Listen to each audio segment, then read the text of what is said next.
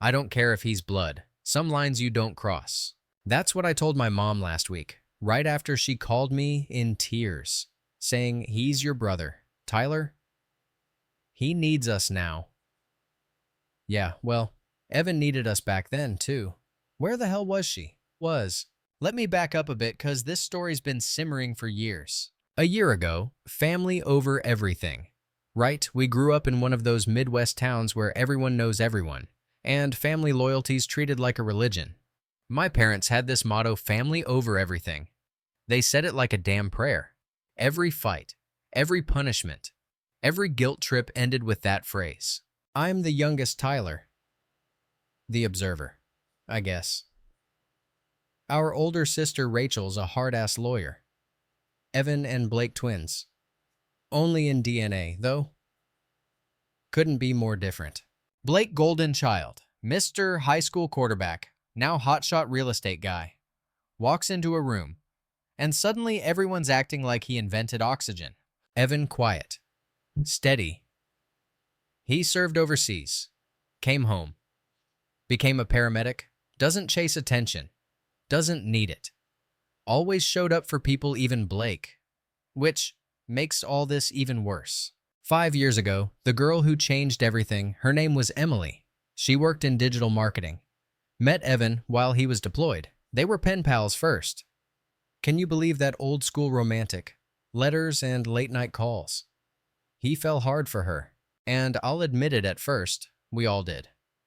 She was smart, warm, kinda nerdy cute, fit right in at game night, brought wine to Thanksgiving, laughed at Dad's corny jokes. We all thought, finally, someone who saw Evan for the solid guy he is. They got engaged after 2 years. Big family BBQ. Evan in his uniform. Emily crying happy tears. We were over the moon. And guess who gave the toast? Yep, Blake. Full of smiles. Cracking jokes. In hindsight, felt fake as hell. But then the vibes got weird. Fast forward 6 months. Emily's always been friendly, but something shifted. She started sitting next to Blake more at dinners, laughing at his dumb jokes like they were Oscar-worthy, touching his arm when she talked. I caught one look, just one, and it made my stomach turn. I tried brushing it off, thought I was being paranoid. But Evan started noticing too. He asked me one night real quiet, do you think Emily and Blake are too close? I wanted to lie, say no. But I'd seen enough to feel sick. 1 month before the wedding, WTF is going on. There was this night, Emily and Blake were out on the porch, talking alone. I walked out for air and caught the end of their convo, something about timing and what if things were different. UTF. Evan came out with drinks. And they jumped apart like teenagers caught making out. That was my line. I cornered Blake the next day. Me, you doing something shady with your twin's fiancée. Blake smirking, you think I'd do that? I didn't say it out loud, but I thought, yeah, I really do. 2 weeks before the wedding, everything explodes. I was at work editing a damn wedding video when Evan called. His voice cracked, like someone who just got hit by a car. She left. He said, Emily. She packed up and said she's been in love with Blake this whole time.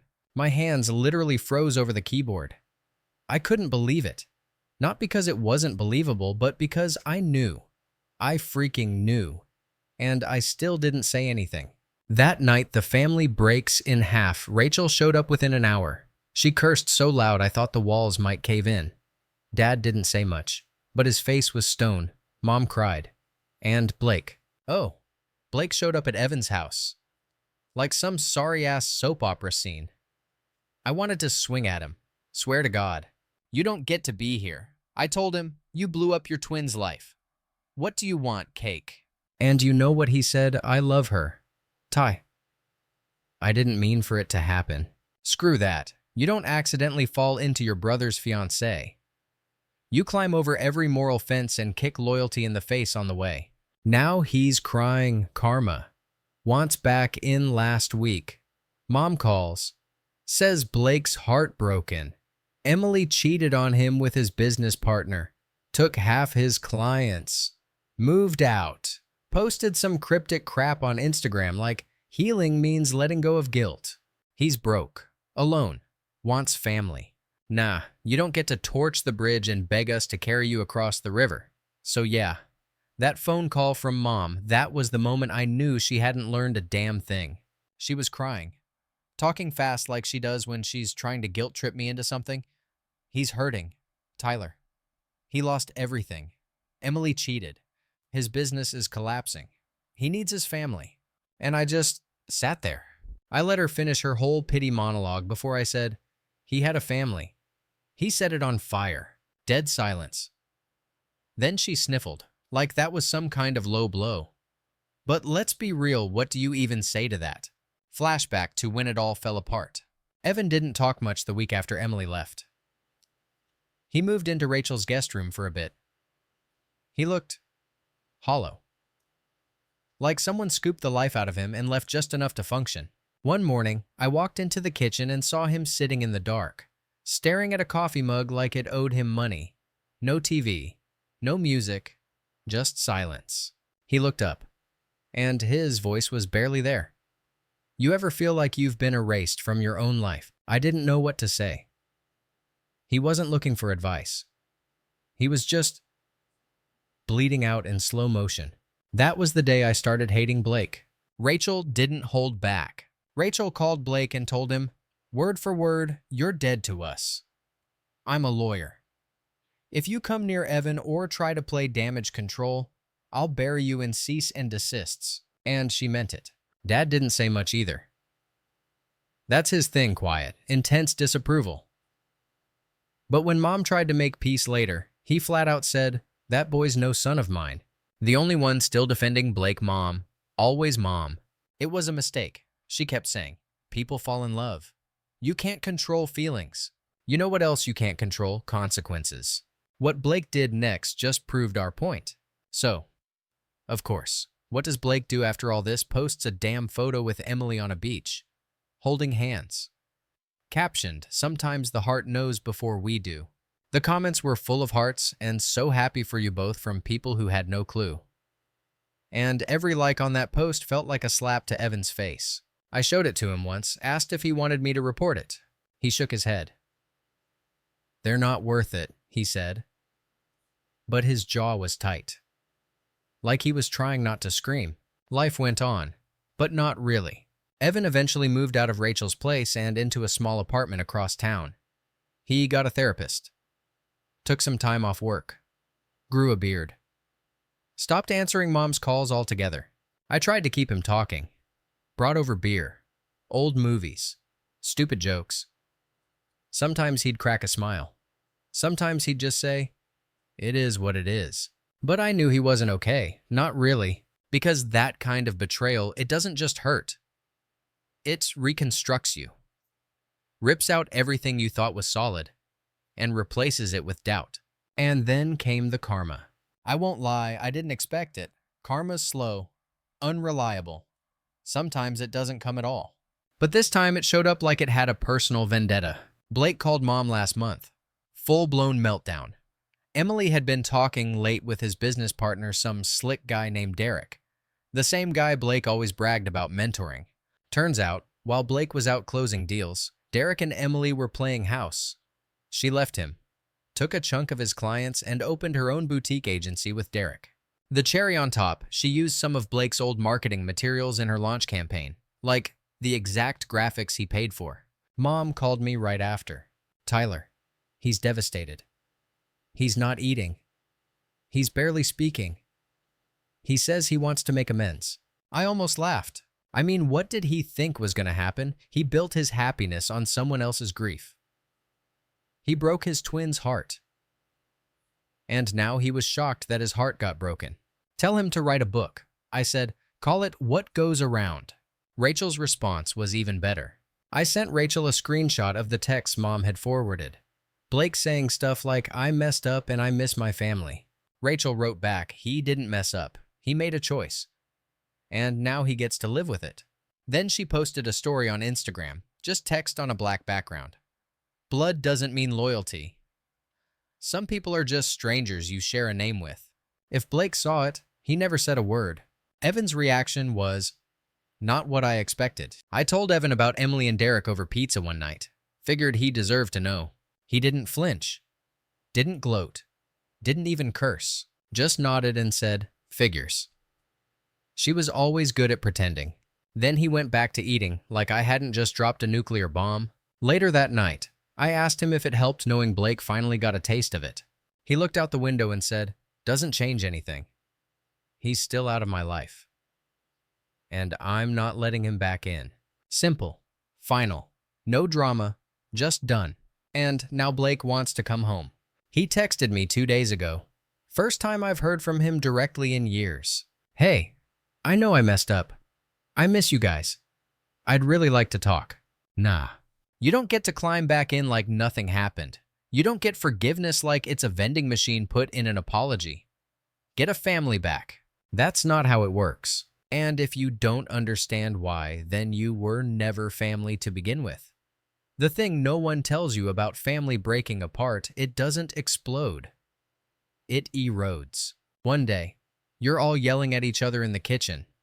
A week later, you're ignoring each other's birthdays. A month after that, your family group chat is just mom sending Bitmoji prayers and getting no replies. That's what happened to us. After Blake's little pity text, everything shifted again. Mom wouldn't let it go. She kept calling, messaging, even dropping by unannounced once, holding a photo album like it was some kind of peace offering. "This isn't you, Tyler," she said, sitting at my kitchen table. "You were always the one who believed in forgiveness." Nah, I believed in integrity. Big difference. She flipped to a page with a picture of us all at Lake Geneva, me with a bowl cut. Rachel in braces. Evan and Blake pushing each other off a floaty like nothing in the world could touch them. "He's hurting," she said, pointing at Blake's face. I didn't even look. So was Evan. "You didn't show up like this for him." She flinched, but didn't deny it. Evan was rebuilding, quietly. He never talked about Emily anymore, never brought up Blake, either. It was like they didn't exist in his new world. He started going back to the gym, got a certification in trauma response training, joined a support group for veterans. One day, I walked into his place and there were plants on the windowsill, books stacked on the table, real food in the fridge. "You're becoming a functioning adult," I joked. He shrugged. "I don't want to just survive. I want to live again." That hit. Not even in a dramatic way, just this quiet strength that made me proud and pissed at the same time. Proud of him. Pissed that Blake never saw the version of Evan he destroyed. Rachel was ruthless but right. Rachel stopped calling mom altogether after Blake's text. Let her play savior. I'm done with people who romanticize betrayal. She got a new job in Chicago. Started dating a woman named Lex Tuff. Funny. Totally in sync with her energy. First time I saw Rachel laugh without biting sarcasm in years. She came home once for dinner and said, "You know, I used to think family meant unconditional love. Now I think it means knowing who not to invite to Thanksgiving." We all laughed, except Mom. Thanksgiving was the final straw. Mom planned a big meal like she always did. Turkey, stuffing, all her casseroles that somehow always tasted the same no matter what the ingredients were. She invited all of us. Didn't mention Blake. Until we got there. He walked in with a pie. Homemade. Like that made up for 3 years of silence and betrayal. Evan froze. Didn't say a word. Rachel stood up so fast her chair screeched. "You invited him?" she asked. Mom didn't even look ashamed. "He's still your brother. We're a family. This has gone on long enough."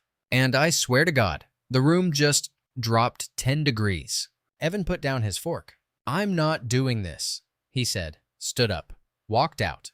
Rachel followed. So did I. Mom yelled after us. "You're tearing this family apart." Funny. We weren't the ones who started the wrecking. After that, it was radio silence. Evan blocked Mom's number. Rachel too. Me, I still answered her texts. Not because I wanted to, but because someone had to tell her the truth sometimes. Even when she didn't want to hear it. You don't get to stage reunions like it's a Hallmark movie. I wrote once, "This isn't about forgiveness. It's about self-respect." She left me on red. Blake was spiraling but not sorry. I didn't hear from him again directly, but people talk. Small town. He sold his condo, moved into a rental. Rumor was, he tried to start a new agency but couldn't get the licenses approved. Emily and Derek had filed some kind of legal complaint. Classic corporate drama. Someone saw him at a bar, drinking alone. Another said he was crashing with an old college buddy. Still, not once did he reach out to Evan. Not once did he say, "I get it now." No real apology, just vague fishing lines like, "I miss how things used to be." Yeah, so do we. Before he blew it all up. But Evan, he kept climbing. He bought a fixer-upper on the edge of town. Said he needed a project. I helped him paint walls, install shelves, hang that cliche "bless this mess" sign he pretended to hate. He adopted a dog big goofy pit mix named Juno. First time I saw him really laugh since Emily. One day, we were sitting on his porch with beers, watching the dog chase her own tail. "Do you think people like Blake ever actually change?" I asked. He didn't answer right away. Then he said, "I think people can, but most don't. They confuse regret with growth." That line stuck with me. Because yeah, Blake regrets losing comfort, not losing us. Mom's still trying. Last week, she sent us an email. Group 1, 2. Subject line family reset. I didn't even open it. Rachel screenshot hers. "Let's try therapy together. 1 session, just us. No pressure, just love." Love. Where was that love when Evan was crying on a bathroom floor? Where was that love when she picked Blake's side over everyone else's? It's like she wanted a reset button for a fire that burned the whole damn house down. And me, I'm still here. I keep showing up for Evan. For Rachel. For Dad. Who doesn't say much but quietly sends texts like "saw this and thought of you" with dog memes attached. I'm not trying to be the glue anymore. Screw that. I'm just trying not to become another broken piece. Because here's the truth. Some families break because of outsiders. Ours broke from the inside, and not all pieces want to come back together. And that's okay. Sometimes healing means building something new from the ashes. It's wild how quiet growth is. Nobody claps when you start sleeping through the night again. There's no celebration when your hands stop shaking over the coffee pot. No fireworks when you finally delete old pictures without feeling like your chest's caving in. But that's what Evan was doing. Piece by piece, day by day, getting better. And honestly, watching it made me feel something I hadn't in a long time. Hope. Evan's house became a sanctuary. It wasn't fancy, just a modest 1-story fixer-upper with squeaky floors and bad paint jobs from 3 owners ago, but it felt like his. Every crooked photo frame, every scratch on the floor, every weird thrift store lamp. Juno would greet me at the door like I was Santa. Evan kept the fridge stocked with cheap beer and those frozen burritos he swore he was going to quit.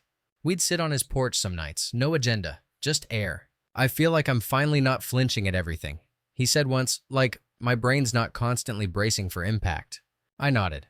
"That's what healing feels like." He laughed. "It's weird, boring, but in a good way." Rachel was done playing the good daughter. Meanwhile, Rachel had been on a full rebrand.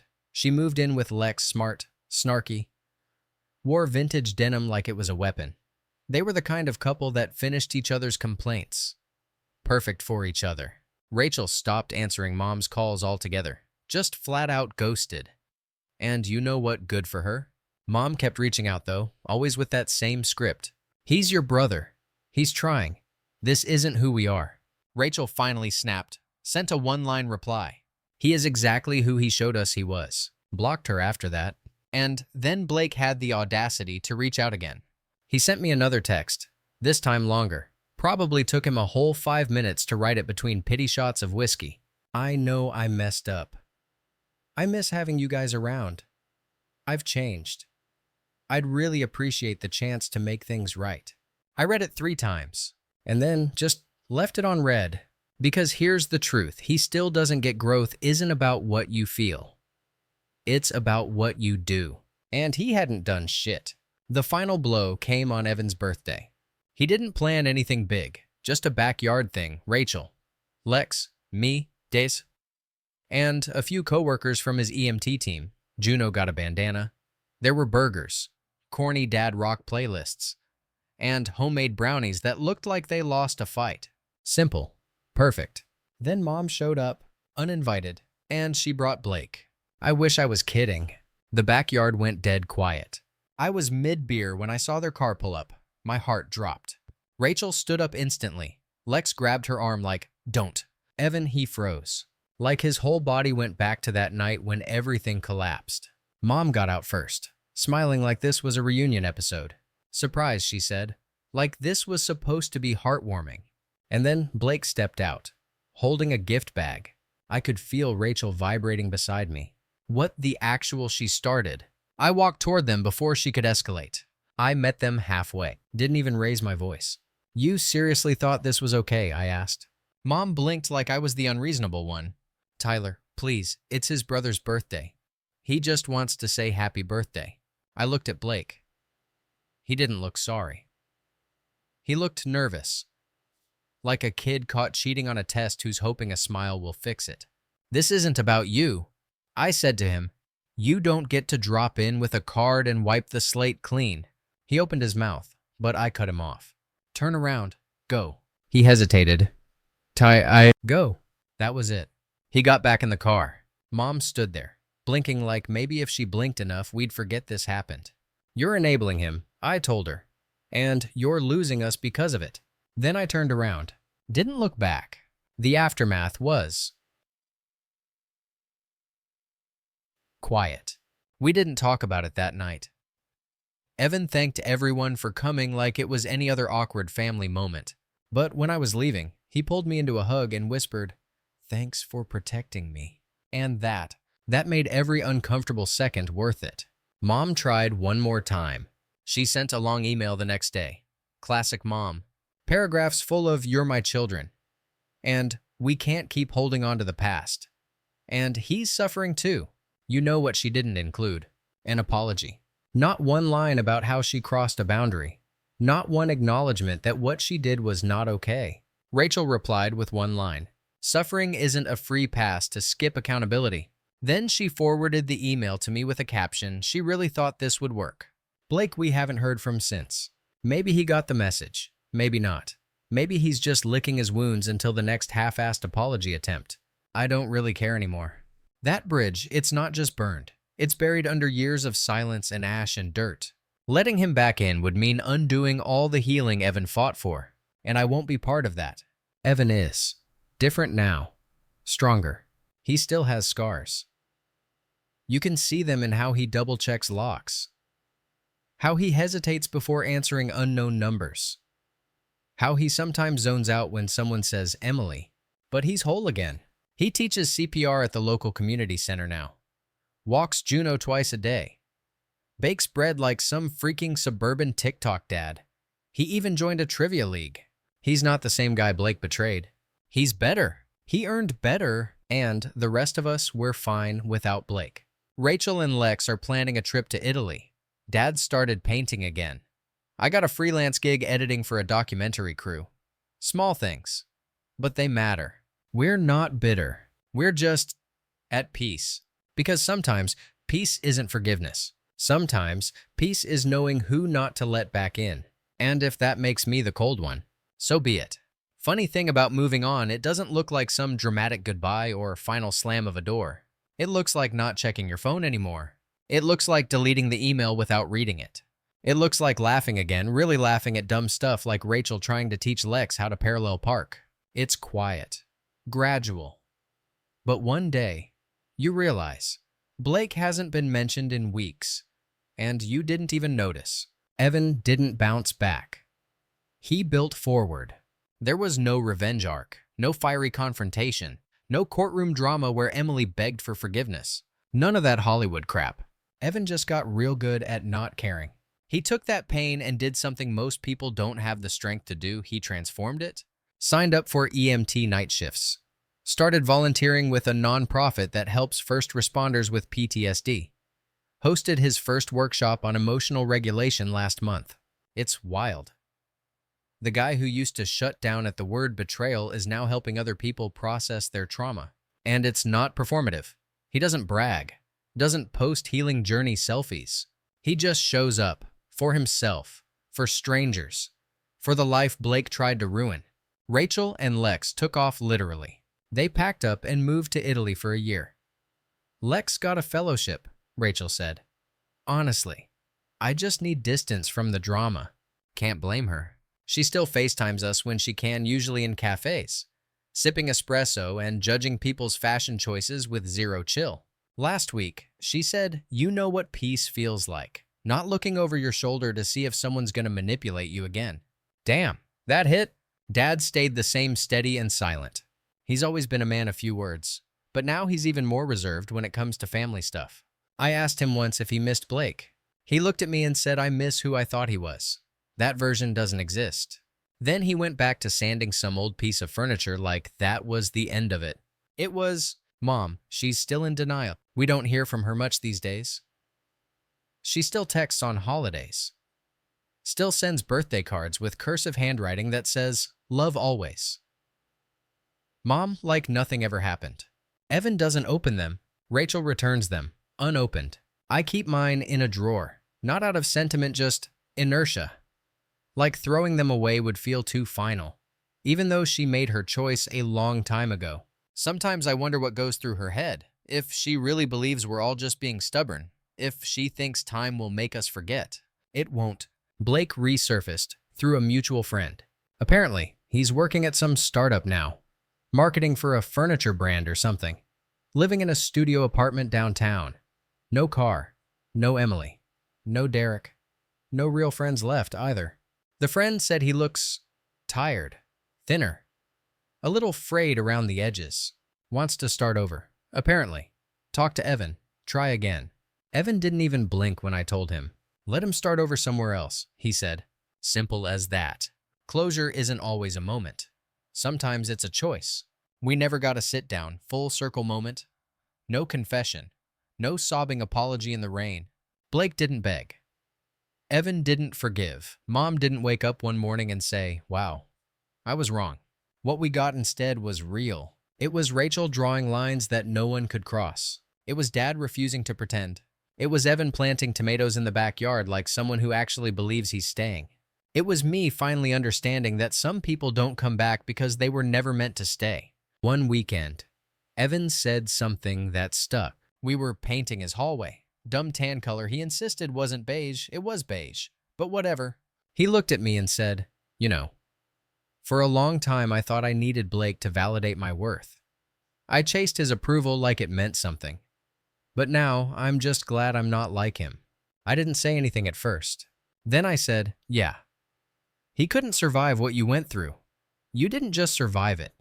You turned it into a whole new life." He smiled, kept painting. Juno had a health scare that reminded us what really matters. She had a lump. We were terrified. Vet said it might be cancer. Evan didn't say much, just got really quiet, really still. But I watched how he handled it. How he stayed calm. How he told Juno, "You're not going anywhere. Okay, I already lost one family member. I'm not losing you." Turned out, it was benign. But that week it reminded us how far we'd come. We weren't obsessing over Blake anymore. We were focused on here, on now, on who actually shows up when it counts. Rachel sent a postcard that summed everything up. From Rome. Front had some old church on it. Back said, "Sometimes you don't need a new family. You just need the right parts of the old one." I put it on Evan's fridge. He didn't say anything when he saw it, just smiled, nodded, and kept making breakfast. Blake's not the villain in our story anymore. He's just gone. He's not the climax. He's the backstory. This isn't about hating him. It's about reclaiming the story. Because what matters now is what we built after. The real revenge is that we're okay.